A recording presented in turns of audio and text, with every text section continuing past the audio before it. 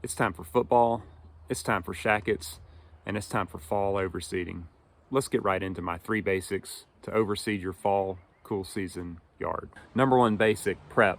And I quote, prep is the most important step. You're gonna wanna spend at least 75% of your time prepping before you drop any seed down at all. So you wanna mow and bag your clippings. So you wanna get all that old, dead grass up. You also wanna drop that height of cut down a little bit on your cool season lawn so you can expose some soil. Next, you're gonna wanna rake up all loose debris and kind of loosen that top layer of soil. I like to use a little metal garden rake, pretty standard one everybody's got. And really this is the only step you actually need to do. Now, there are some optional steps that you may want to consider depending on how your lawn looks. And let's get right into those. All right, so after you get done raking, you've got an optional step here. You can dethatch or you can aerate. I chose to dethatch this year because I got a little cheap Greenworks dethatch machine. This machine allowed me to cover a lot of area in my yard. It got up all the old dead grass, and it also did a good job scuffing that first ½ inch of soil for me to get that good seed to soil contact and get a good seed bed ready. Another optional step that you may want to consider is renting a core aerator. If you've got really compacted soil, then this may be a really good step for you. All right, another really good tool that a lot of us already have as lawn care nuts is a garden weasel. So if you've got some small isolated areas of compaction or areas that you want to work on, you can use that little garden weasel tool to kind of rough these spots up. Another tool that I use often is just a standard pitchfork. So if you want to aerate, again, small areas of your yard, you can use that pitchfork to kind of poke some holes down in those areas and loosen up some of those more compacted areas of your yard. All right, so let's move on to step number 2. So we've done the hard work. So again, 75% of your time needs to be spent on prepping that seed bed. If you don't have good seed to soil contact, if that top layer of soil is not loosened up, then you're probably not going to get really good seed germination. All right, so number 2, let's drop the seed down. It's time for the fun. But wait, think about a few things before you drop that seed down. The number 1 thing I want to talk about is seed selection. You can spend as much or as little as you want on seed. You're still going to get results no matter what. Some things to consider, you want to consider your shade. So behind me, you can see my backyard. It's super shady. I need to get a seed that is shade tolerant. The other things you want to consider is your climate. Other things to consider would be traffic tolerance. So do you have kids? Do you have dogs? Do you have pets? Does that seed have a good traffic tolerance rating? So you really want to think about your climate. You want to think about your shade, and you want to think about your traffic tolerance. You're going to see all over YouTube people spending hundreds and hundreds of dollars on seed. And I did splurge a little bit and bought some nice Jonathan Green seed for my yard, but don't feel like you have to. You can go to the big box store and buy a bag of grass seed and still have really good results with your fall overseeding. My first overseed I did was on a small yard that I had up in Northeast Tennessee. It was all turf type tall fescue, and I just went to the big box store and bought the Southern Gold Scots mix, the coated seed.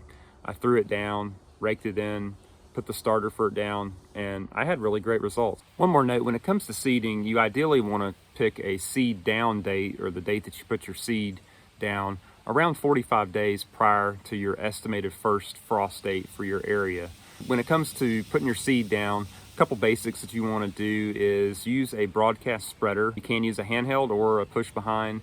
You can even do small seeded areas by hand if you want to. You want to follow your bag instructions. So your bag instructions are going to have a couple of different rates on them. It's going to tell you how much seed or how many pounds of seed you'll put per 1,000 square foot. And it's going to have 2 different situations. So number 1 situation is going to be overseeding. So if you have a pretty healthy lawn, it's 50% or more grass and not just bare dirt, you can use that overseeding rate. If you've got bare dirt, you want to follow that heavier seed rate, so it'll have a higher setting on your spreader. So make sure you check the bag instructions when you're putting your seed down. All right, so we're getting the seed down. Once it's done, you want to rake it in. I simply just take my metal rake and I turn it backwards, and I go back and forth throughout the entire area that I overseeded. And what I'll do is I'll make a pass with that rake backwards. It gets that seed kind of raked into that top layer of the soil and helps to get that seed to soil contact in case any seeds are kind of sitting on grass blades or whatever. Also, another thing this is really important is when I make the pass, I will walk over where I just raked on my next pass. So you want to get that seed pressed into that soil a little bit so you get that good seed to soil contact and get good germination. So walking over it with your feet or your boots can actually help to do this if you don't have the money nor time to rent an expensive seed roller. So after you've raked that seed in, I'm gonna go ahead and put down a starter fert. I use just a standard starter fert. The difference between starter fert and a regular fertilizer is you're gonna see a high phosphorus number.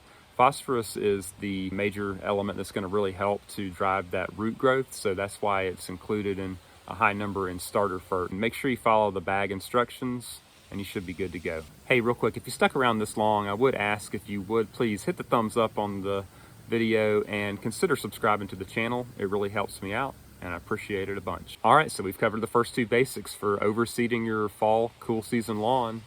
Let's get to the last one. This one's going on right behind me right now, and it is, you guessed it, water.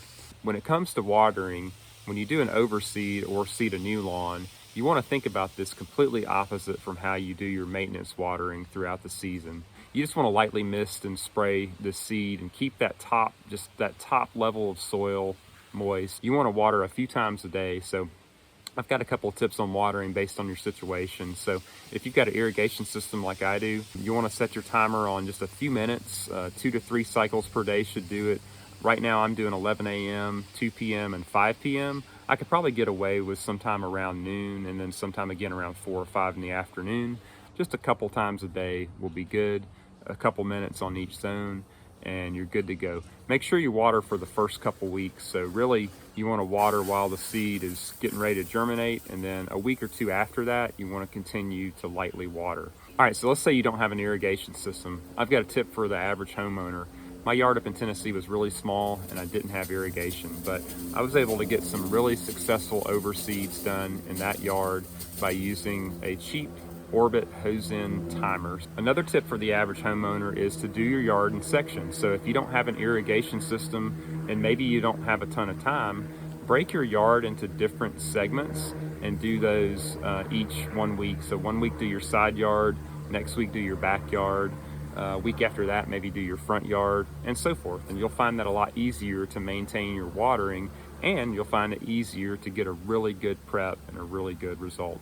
If you do it in segments, though, make sure you start early enough in the season, because remember, we want to be around 45 days before that first frost when we drop that seed down. So if you're planning on doing different segments of your yard, you may want to start in late August, early September, and tackle a different section each week. All right, well, that's it. I've got the last zone watering over here on my side yard, so I'm going to end the video there. I hope you have a successful overseeding this season. If you have any questions, drop them down in the comments. And remember, you spend as little time as you want, spend as much time as you want, spend as little money as you want, spend as much money as you want. Just follow these 3 basics no matter what, and I guarantee you'll have good success this fall with overseeding your cool season lawn.